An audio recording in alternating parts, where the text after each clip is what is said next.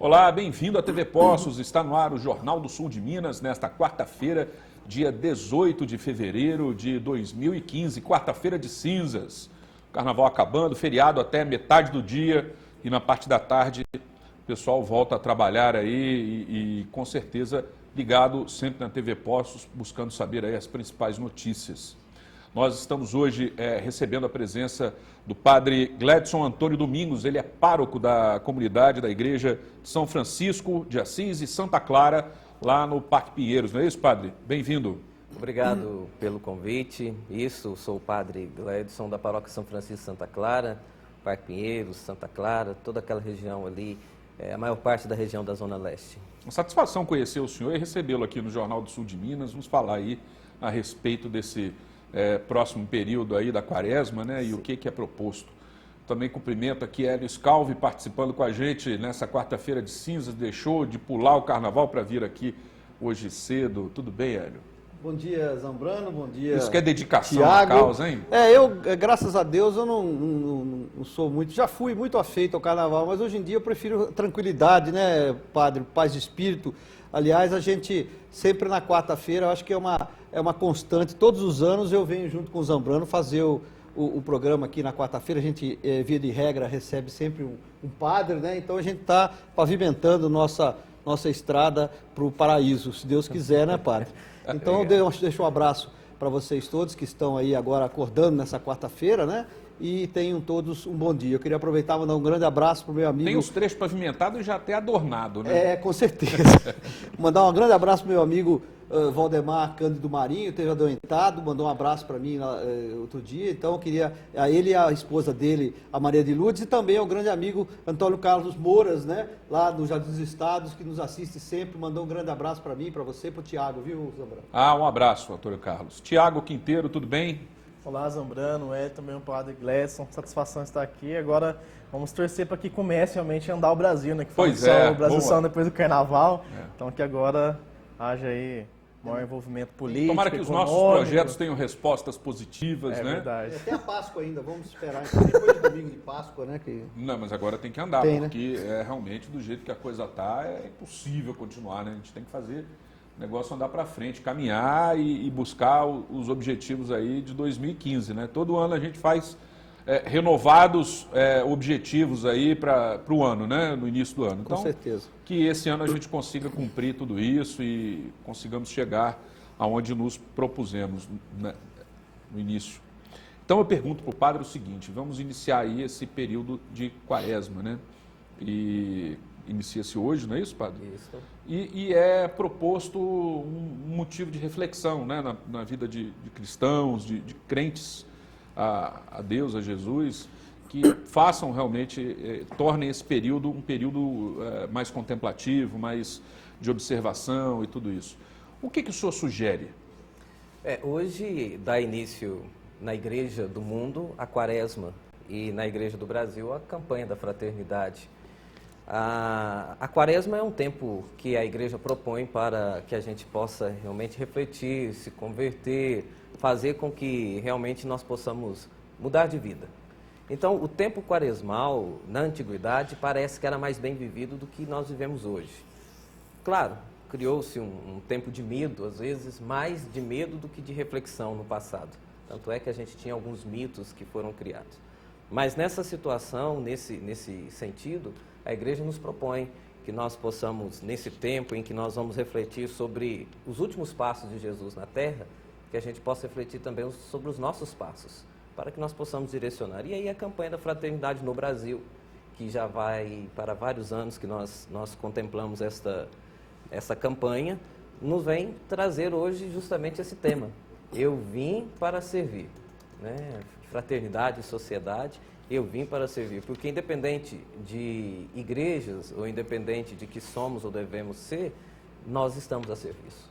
Não é uma propositura da igreja, né, o carnaval, mas as pessoas utilizam o carnaval muitas vezes para poder exacerbar sentimentos, ações que muitas vezes estão escondidas durante o ano, e aí a pessoa aproveita aquele tempo para isso, né, para botar para fora. Enfim, e depois vem o tempo da reflexão. É um paradigma isso, né? Sim, o carnaval, a própria palavra diz que vem da palavra carne, né? Era um período da antiguidade quando surgiu em alguns lugares, não onde surgiu realmente o carnaval, dizia-se que eles passavam vários dias se divertindo, comendo carne, né? E depois eles ficavam aí 40 dias se abstendo-se dessa carne, né? Para realmente refletir. Então, não sei se era... Comendo carne é a parte light do carnaval, isso, né? Porque hoje se deturpou, né? Hoje se deturpou, tomou outros caminhos. Claro que em muitos lugares ainda tem um bom carnaval, um carnaval sadio, de diversão, de descontração. Mas em outros lugares, em alguns momentos, talvez se deturpam isso. E depois eu não sei se também isso virou, quem sabe, um momento de descontrair, mas depois lá na frente, depois ficar 40 dias abstendo-se, talvez para reparar pecados, mas não era essa a ideia. Ô padre, eu estou com o folheto aqui da campanha da fraternidade, né, desse ano 2015, e tem um tema e um lema, né? Sim. Então, o lema é Eu Vim para Servir e o tema é Fraternidade, Igreja e Sociedade. E logo aqui na apresentação tem aqui uma citação do apóstolo Marcos, né? O Filho do Homem não veio para ser servido, mas para servir e dar a vida em resgate por muitos, né? Qual é a simbologia, então, desse tema, né, de 2015? Né? O que a igreja está esperando? A gente sempre teve alguns temas bem diretos, né, os últimos 3 anos, né? E esse ano veio com o tema Igreja e Sociedade. Qual é a intenção da Igreja Católica com relação a essa proposta da campanha da fraternidade desse ano? A proposta é justamente que todos nós, como eu dizia, estar a serviço. A serviço da sociedade, a serviço fraterno. O próprio evangelista Marcos vai dizer que Jesus disse que eu não vim para servir, mas eu não vim para ser servido, mas para servir e dar a vida em resgate de muitos, porque ao mesmo tempo que nós servimos, nós também somos servidos. Há um ditado popular que diz que uma mão lava a outra e as duas lavam o rosto. Então, ao mesmo tempo que eu lavo a sua mão, você lava a minha e juntos nós podemos lavar o rosto do outro que precisa, que está à margem da sociedade e também aqueles que não estão à margem. Porque o reino de Deus faz sim dos pobres, mas não somente deles, mas de todos. Então, quando a igreja vem com esse resgate, eu vim para servir, e resgatando também o Vaticano II, o Concílio Vaticano II, que está completando 50 anos, seu jubileu de ouro, justamente como aquele espaço do qual nós nos propomos para a igreja, e também não só a igreja católica, mas todos aqueles que quiserem, a estar a serviço da sociedade, seja no meio político, seja de uma forma ou de outra. Padre, nesse mundo pós-moderno que a gente vive, né, a gente percebe muitas vezes, eu já conversei também com outros padres até nesse sentido, né, e a gente gosta muito de falar de crise também, né, principalmente os pensadores gostam de falar de crise, né, as pessoas nem tanto, mas a gente percebe que a família hoje tem se perdido um pouco, né, com relação até à própria educação, né, e muitas vezes, né, até a família fala assim, eu não sei falar não, então aí a professora tem que falar, aí o padre tem que falar. Como é que o senhor vê isso acontecendo na sociedade de uma forma geral? Ou seja, essa crise da família, né, a família muitas vezes se perdendo em ética, na moral, né, que tem que repassar ou passar para os seus filhos, e a própria família muitas vezes deixando isso para instituições, até mesmo instituições religiosas. Olha, eu não sei te educar, mas o padre vai te educar, né? Mas o pastor vai te educar. Como é que o senhor vê a situação hoje, essa família se perdendo e a função real da igreja nesse sentido, da religião nesse sentido? Né? A família delegar a educação para outro, quando na realidade é a instrução que o outro tem que dar. Né? Infelizmente nós perdemos esse foco familiar. No passado, não somos... É possível resgatar? Né? Acredito que sim, desde que a gente queira. No passado a gente tinha uma vivência familiar completamente diferente. Talvez até os filhos vivendo em cima de um medo, né? Mas a gente tinha um respeito, onde o pai e a mãe às vezes olhavam e diziam sim ou não, e tudo parava. A gente tinha aquele ditado de dizer, o pai e a mãe falou, a água parou. Aí os tempos foram mudando, e nessa situação foram delegando, como você dizia, que nós delegando para instituições ou para outras pessoas para que possam fazer. No meu ponto de vista, nós precisamos resgatar pais e mães com autoridades, mas que o sistema político, que o governo também dê essa autoridade aos pais. Aqui eu não estou falando de espancar, aqui eu não estou falando que pais e mães têm que fazer de uma forma ou de outra, do qual o filho vai atingir ou vai fazer aquilo que ele quer, talvez muito de uma forma arraigada. Mas eu digo realmente no sentido de que aonde os pais possam falar, aonde os pais possam realmente realizar alguma coisa. Agora trazem para a igreja ou trazem para a escola. Na escola também não tem tanto respaldo. O professor falava conosco na sala de aula e para nós parecia que era Deus que estava falando. Que a gente chegava em casa, quando os pais falavam alguma coisa, a gente falava, a tia falou na escola que era isso. Hoje a tia, o professor, o mestre fala alguma coisa e às vezes ele tem medo de falar porque ele pode ser retalhado lá fora amanhã pelo aluno. E se o aluno não tem coragem, pelo pai do aluno, ele chega em casa, fala com os pais e os pais vão lá. Então não tem respaldo. Padre, como resgatar essa autoridade dos pais, sendo que pais e mães trabalham praticamente o dia todo fora de casa? É uma realidade muito diferente de 40, 50 anos atrás, quando a mãe, principalmente, ficava junto com os filhos, né? Como resgatar? A mudança social foi muito grande. Como a gente faz com que a autoridade paterna e materna prevaleça? Nós precisamos achar um meio do qual os pais tenham, de certa forma, uma presença em casa. Tudo bem, a demanda financeira hoje está grande.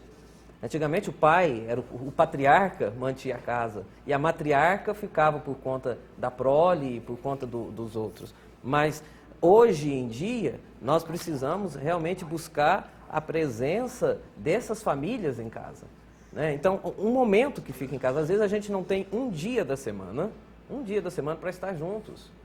E às vezes as pessoas ficaram escravas do trabalho. Precisamos trabalhar? Sim. E todos nós temos que trabalhar, e o trabalho edifica o ser humano. Dignifica. Né? Dignifica, e a gente precisa, mas ter um momento onde você senta, onde você faz uma refeição, onde você conversa. E momento de refeição não é momento para discutir problemas. É momento para estar junto. Nem para ficar no celular e nem no tablet. Deixa eu só fazer Eu acho que isso virou uma praga. Deixa eu fazer só uma sociedade, esse tal de rede social que não nos deixa conversarmos. E já entrevistamos aqui por diversas vezes, eu também faço a minha psicoterapia, graças a Deus eu gosto, e entrevistando vários psicólogos especializados em educação infantil, principalmente, eles falam exatamente isso que o senhor falou, que é o seguinte: vai ter pouco tempo para ficar com a criança, mas que seja um pouco tempo dedicado, integral, né? Que a pessoa se doe naquele tempo, mesmo que seja pouco, que é isso, né? Que é estar desse jeito que o senhor falou, unido à criança, né? Ao jovem, para que ele sinta isso, né? Então, mesmo sendo um tempo reduzido, a intensidade pode ser relevante. Né? Mas porque a gente acha tempo para tudo e às vezes a gente não consegue achar tempo para Deus e para a família. Isso. Né? Se hoje der uma chuva imensa e eu preciso ir trabalhar, dependente, eu vou dar um jeito e vou sair para trabalhar. Agora, se der uma chuva e eu marquei de sair com a minha família para mim estar com ele, mas está chovendo, a gente fica em casa. Se está chovendo, eu não vou na igreja, eu não vou rezar, ou eu não vou nesse encontro familiar ou religioso que seja, porque eu vou ficar, está chovendo demais, mas amanhã cedo com chuva, sol, frio ou calor, eu saio. Então a mesma disponibilidade que você tem para sair, tenha também para estar com a família. Legal, muito boas palavras, padre. A gente vai para o intervalo, é rápido, voltaremos em instantes.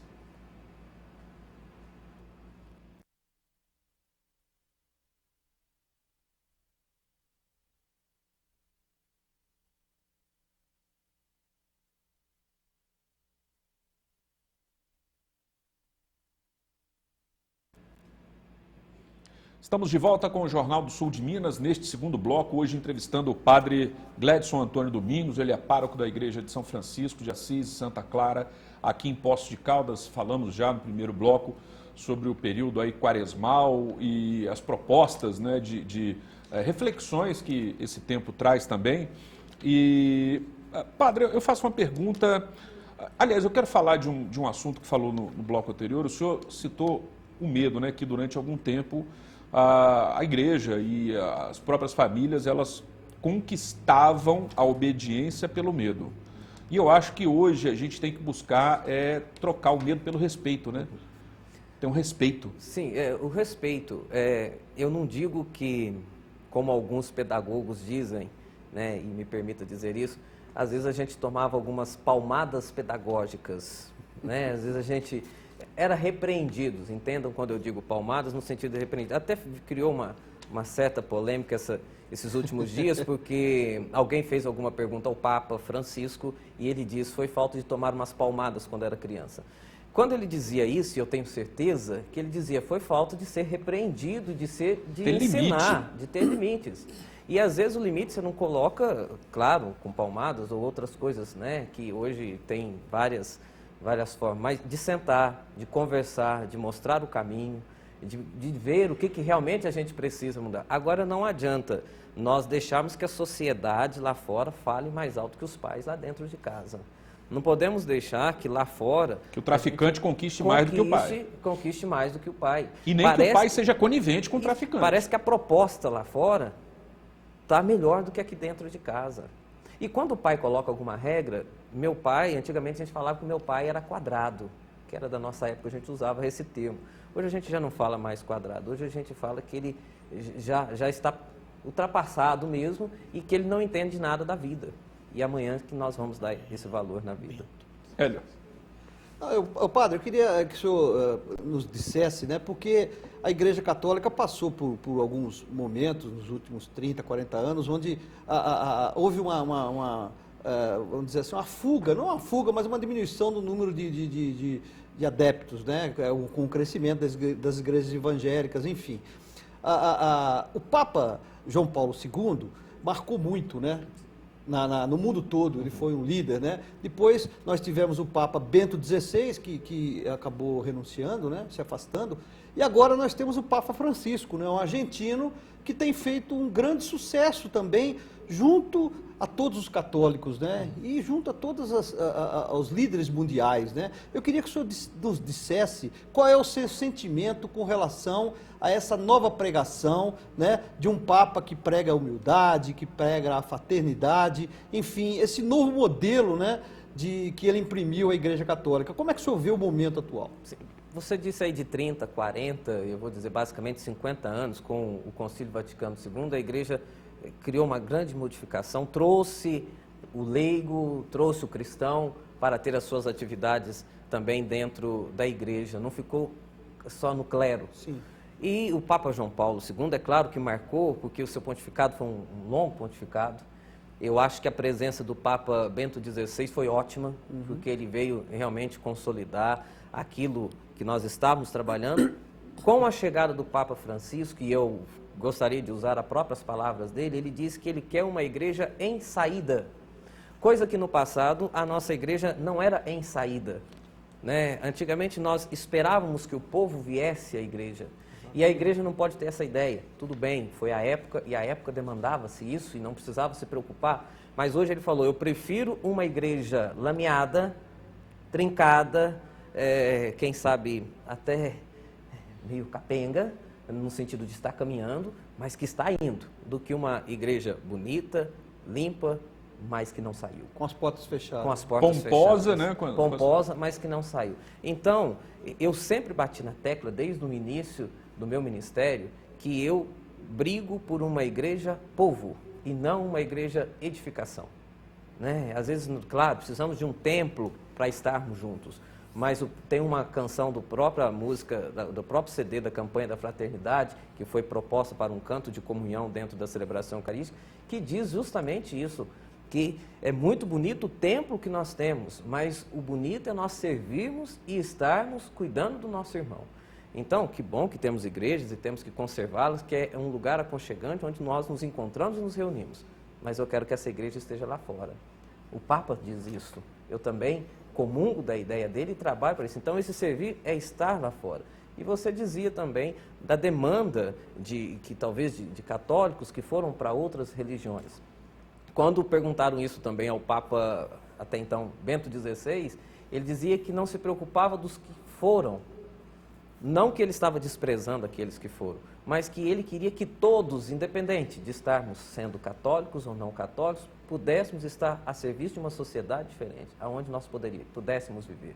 Então, que todos, os que foram, os que permaneceram e os que às vezes não estão em lugar nenhum, pudessem unir para ter algo diferente. Se assim nós pensássemos, nós não teríamos briga religiosa, briga política, não teríamos briga por nada, porque todos estariam com o mesmo foco, estar a serviço do outro. Tiago. Padre, voltando com relação ao que os Zambrano disse da quaresma, né? Que a gente percebe, vamos supor, hoje, que inicia a quaresma, tem muita família que só fica em paz nesse período, porque daí o pai deixa de beber, que bebe todo dia, na quaresma não bebe, né? De algum sacrifício que muitas vezes se faz, né? Mas que na verdade são sacrifícios, mas que não... Superficiais, né? Superficiais, né? Não é para a pessoa refletir no que ela faz, no seu dia a dia. É no automático. Sim, outros ficam sem comer carne, né? Então tem vários tipos aí de abstinência que a pessoa faz, né, para ir representar a sua quaresma, mas não chega realmente naquela consciência que eu acho que todos nós precisamos ter, né? Eu queria que você falasse um pouquinho disso, dessa racionalização que muitas vezes tem da própria igreja, né, mas que muitas vezes as pessoas não têm esse entendimento do que na verdade é aquilo. As pessoas às vezes não entenderam a proposta da quaresma, a proposta da campanha da fraternidade, de qualquer ano que nós já celebramos e estamos agora iniciando no dia de hoje. Então, infelizmente, as pessoas às vezes fazem alguma penitência, alguma coisa nesse período. Às vezes, quando chega o domingo de Páscoa, nós já esquecemos o que nós fizemos e já esquecemos até o tema da campanha da fraternidade. Quando diz eu vim para servir, não é para servir nos 40 dias da quaresma, é para a gente estar a serviço a vida toda. Quando você traz no seu tempo de quaresma, quando eu disse que é um tempo de conversão, então você começa na quaresma para continuar. Então, não, hoje eu na quaresma não vou beber, eu não vou fumar. Então, aquilo vai ser para que na tua vida você dê continuidade. Foi o início. Só que, infelizmente, você tem toda a razão. O que acontece? As pessoas fazem os 40 dias e não vê a hora de terminar os 40 dias para voltar à vida que era. Né? E aí, às vezes a gente encontra com algumas pessoas e algumas famílias que dizem assim, padre, que bom que se na igreja fosse quaresma o ano todo, porque lá em casa estava em paz. Né? Mas não foi a quaresma que trouxe a paz, foi a proposta, só que não entenderam a proposta. Dentro dessa campanha ainda da fraternidade, tem antes da palavra igreja e da palavra sociedade, tem uma outra palavra que é a fraternidade. E aí, a fraternidade, ela tem uma compreensão, né, num nível assim, sermos fraternos uns com os outros. E para chegar nessa real fraternidade, o que fazer? Fraterno, quando você manda um abraço fraterno, quando você saúda fraternalmente, você está fazendo uma saudação de irmãos. Mas tem mais do que isso, né? Tem mais do que isso, claro que tem mais do que isso. Mas isto, para chegarmos a essa fraternidade, precisamos de uma mudança de mentalidade. Só que cada ser humano é um ser humano. Como diz um professor meu, né, que foi meu professor de Direito Canônico, ele brincava dizendo assim, aonde está o ser humano, aí está a catástrofe. Porque ele brincava dizendo assim, nós somos muito inconstantes, então a gente não consegue mudar a cabeça de todo mundo, porque cada um tem a sua cabeça. Então a gente não consegue, às vezes, viver com o outro fraterno. E quando a gente fala dessa irmandade, de viver como irmãos, a gente tem que saber que dentro da nossa casa nós somos irmãos e não somos iguais. Como os dedos da mão não são iguais, e graças a Deus não são iguais, porque se fossem iguais, os dedos, nós não conseguiríamos, a mão não conseguiria fazer o que é dela. Então, se nós fôssemos iguais, nós não conseguiríamos fazer a sociedade que temos que fazer. Infelizmente, não chegamos ao ideal. Pode ser alguma coisa utópica, pode ser que às vezes as pessoas achem que isso nunca chegaremos, mas podemos lutar para melhorar. Mas tem um nível que dá para crescer, né? Porque a gente observa tantos ataques, né, de religiões contra religiões, de um determinado grupo de religião atacando o outro, dizendo que o outro não adora a Deus, que faz isso, que faz aquilo. Não existe nada disso. Na realidade, para ser fraterno é só um pouco mais fraterno, é só se aceitar um pouco mais, aceitar a si e aceitar o outro. E olhar para aquilo que nos une. Nós olhamos muito para aquilo que nos diferencia, nós olhamos muito por aquilo que nos distancia. Se eu sou cristão, o que nos une? é Jesus Cristo. É verdade. Então vamos falar de Jesus. E tá bom. A sua particularidade, a minha particularidade, a do outro, o que cada religião traz é outro. Se eu não sou cristão, qual outra coisa que nos une? O amor. Então vamos ver o que nós podemos trabalhar em cima do amor, porque em cima do amor você não vai causar dano a ninguém. Agora não. A gente deixa aquilo que nos une para olhar para aquilo que nos desune. E aí nós não conseguimos caminhar. Olhar para o defeito, né? É. Tá certinho. Ô padre, uma das coisas que eu li aqui nesse livreto aqui da campanha da fraternidade é relacionado com a esmola. Mas não esmola no simples significado de esmola, de dar esmola para uma pessoa, mas o ato da partilha, né? Do coração aberto para aqueles que estão necessitados. Eu queria que o senhor falasse um pouco disso, porque no mundo em que as pessoas estão cada vez mais materialistas, né? Mais consumistas, né? Parece que as pessoas perderam aquela sensibilidade de ajudar o próximo que é mais necessitado. Você deve ter visto aí também até uma frase de Madre Teresa de Calcutá, Exatamente. que vai dizer mais ou menos que justamente a esmola se abre ao outro. Você está servindo ao outro, servindo aquele outro que talvez a sociedade o desprezou ou não liga para ele, ou os próprios meios políticos também não ligam para ele. Então, a esmola que nós falamos e que nós estamos, não é aquela esmola que você dá num semáforo, não é aquela esmola que você ajuda, é justamente essa partilha. Quantas vezes algumas pessoas clamam para que Deus possa matar a fome do mundo, né? Acabar com a fome do mundo. E falam, por que Deus não acaba com a fome do mundo? Porque Deus já acabou com a fome do mundo desde a criação. Né? Então, ele não vai acabar, porque ele já acabou com a fome do mundo. E aí vocês podem me perguntar, mas então por que tem gente morrendo de fome? É porque nós não sabemos partilhar. Distribuir. Então, comida tem. Por isso que eu não entendo por que existe sem terra, porque nós temos tanta terra. É porque nós não sabemos partilhar, porque nós não sabemos dividir. Então, utilizar o movimento para fins políticos. Então, tudo que Deus nos deu tem para todo mundo. Só que nós não sabemos fazer essa partilha. É verdade. Deus criou um mundo sustentável, né? Sustentável. A gente vai para um breve intervalo, voltaremos em instantes.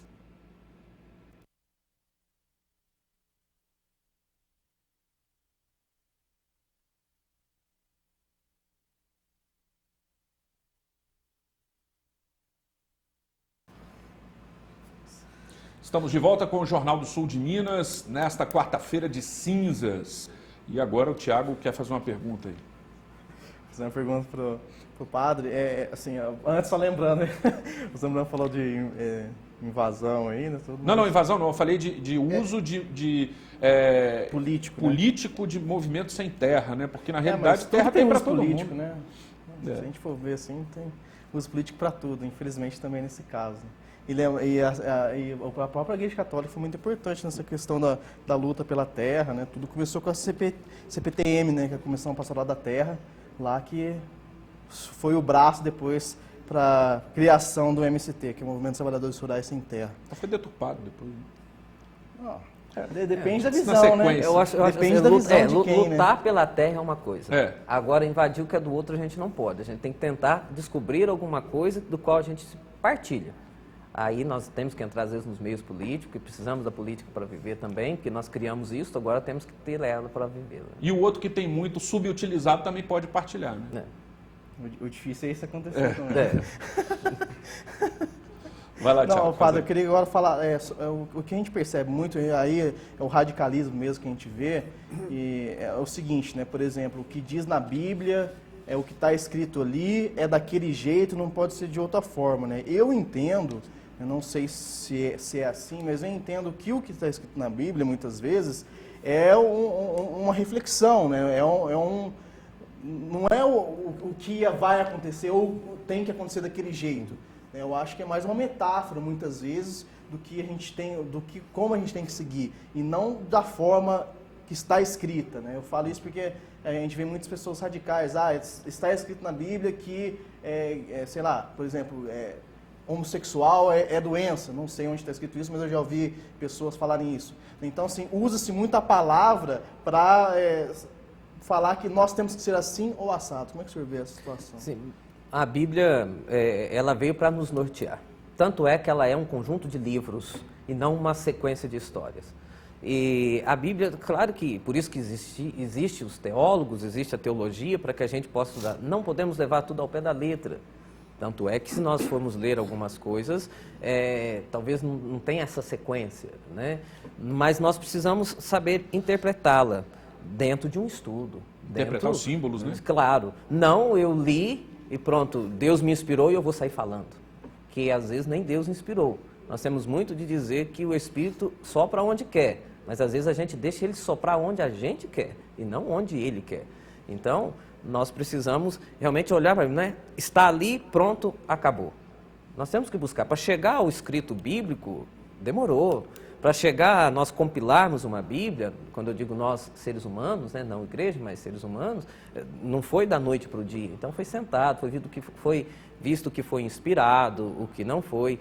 Agora, infelizmente, nós temos radicalismo. Infelizmente, temos aqueles que levam ao pé da letra, né? E é assim, pronto, acabou. E as coisas não são assim. Nós temos que... eu me recordo de uma situação que aconteceu há vários anos, daquela passagem bíblica que dizia que se algo te leva a pecar, corta e joga fora, né? E parece que alguém jogou fora, né? Cortou, não sei se foi o dedo, a mão, não me lembro, não me recordo da situação, mas acabou. E aí, depois... teve que o pastor, o padre, não me lembro quem, explicar que o jogar fora era como se você tivesse com aquela mão para não pecar mais. Jogue fora essa mão que peca e fique com a mão que acaricia, que serve, que está junto. Então, se você levar ao pé da letra, eu acho que daqui a uns dias ninguém mais vai ter nem língua, né? Porque é o que nós mais pecamos. Verdade. Nossa, o padre está inspirado hoje, estou gostando. Quarta-feira. Não, boas palavras, boas palavras mesmo, motivos... palavras que inspiram as reflexões da gente. Uma outra que também eu venho pensando há alguns dias é naquela passagem bíblica também, onde Jesus encontra Pedro, né, pescando, e alguns grupos deixaram de pescar e seguiram Jesus de uma forma instintiva, viram a luz ali na frente deles, né? Sim. E largaram tudo e seguiram Jesus. E aí tem depois também a parte que Jesus fala que Pedro, tu és pedra, né? Uhum. Sobre ti edificarei minha igreja, algo nesse sentido. E como hoje, nesse mundo conturbado, onde a gente tem todas essas dificuldades, os pais trabalhando, as crianças muitas vezes sem a presença dos pais, esse crescimento desordenado de tudo que está acontecendo, como observar essa luz fina de Deus e seguir? Como a igreja consegue pescar novos peixes? Esse chamado de Jesus a Pedro foi muito interessante, não só a Pedro, mas como outros, porque ele foi aonde as pessoas estavam trabalhando. Era o ganha-pão deles estar ali pescando, vivia daquilo. E disse, vinde, eu vou fazer vocês vão continuar a ser pescadores, mas pescadores diferentes. Né? Nós vamos pescar essa sociedade, vamos pescar homens, como dizia, para algo diferente. E aí, trazendo para o dia de hoje, que você falou da família e da sociedade, e aonde encontrar essa luz, eu falo que, primeiro, nós temos que ter uma espiritualidade em Deus, independente de qual espiritualidade nós queremos ter, em Deus, não buscar realmente um Deus que ensina, que caminha, que serve, mas, ao mesmo tempo, nós precisamos ver que no trabalho de casa, por isso que eu resgatei o trabalho de Pedro, no trabalho de casa, a gente pescar os nossos filhos, os filhos pescarem os nossos pais, para nós sairmos de uma família sitiada a uma família situada. Os peixinhos mais de perto, isso, do nosso aquário. Claro, antigamente a gente dizia, filho de peixe, peixinho é. Mas hoje não está dando para falar isso mais, porque quando a gente dizia filho de peixe, peixinho é, dizíamos da profissão, mas dizia também do caráter. E nem sempre nós estamos trazendo o caráter dos nossos pais. Então nem sempre estamos sendo os peixes do quais nós viemos, né? Então nós precisamos buscar essa luz e eu vejo que existe. Nós que estamos ofuscando. Padre, deixa eu fazer uma pergunta. Falar em pescaria, como é que está a sua pescaria lá no Parque Pinheiros? O senhor tem uma comunidade atuante? O senhor tem uma comunidade que vem crescendo? Porque o senhor é um padre jovem, né? Eu sempre, quando eu era criança, achava que só tinha padre velho, né? Porque eu lembro sempre de padres de cabeça branca, falando muitas vezes baixinho e tal. O senhor é uma pessoa jovem e que fala muito bem, então eu tenho a impressão que a pescaria do senhor lá deve estar sendo frutífera. Bem articulado, não estamos aqui rasgando seda, mas é verdade. O senhor tem uma boa articulação.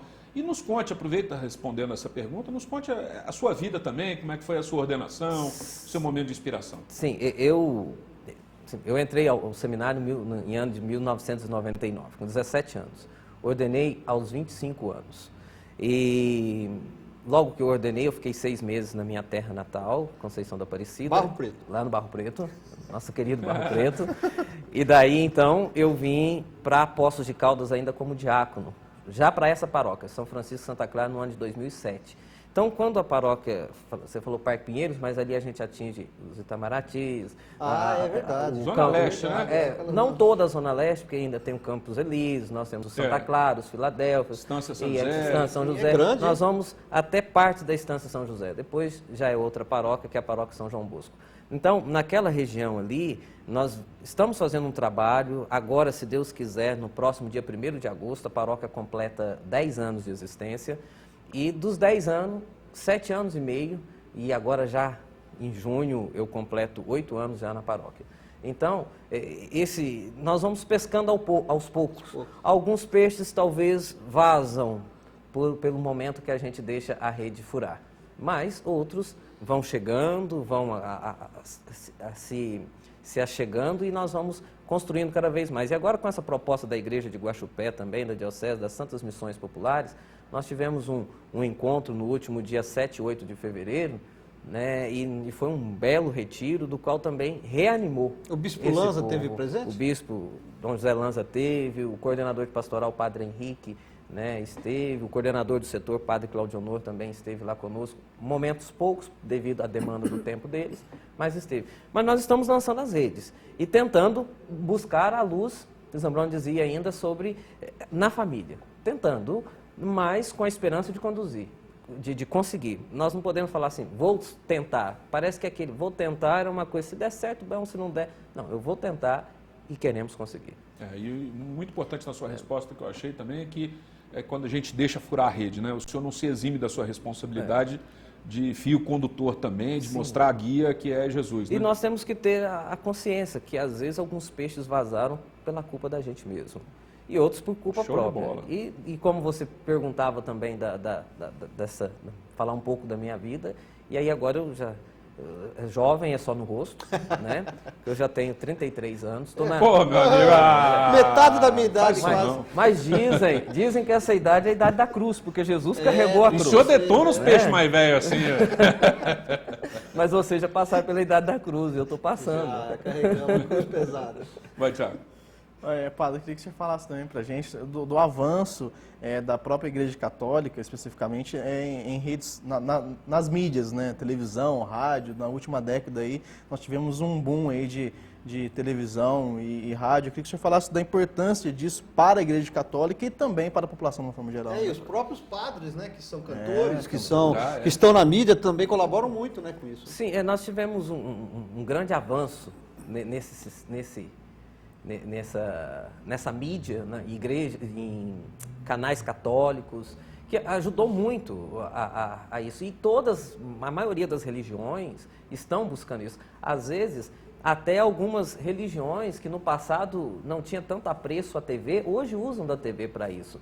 E para nós católicos, quantas e quantas pessoas que às vezes não podem ir a uma missa, não pode ir em alguma atividade da igreja devido à idade ou devido a algum problema e que pode estar participando da TV. Então foi muito bom, só que nós temos que saber de usar.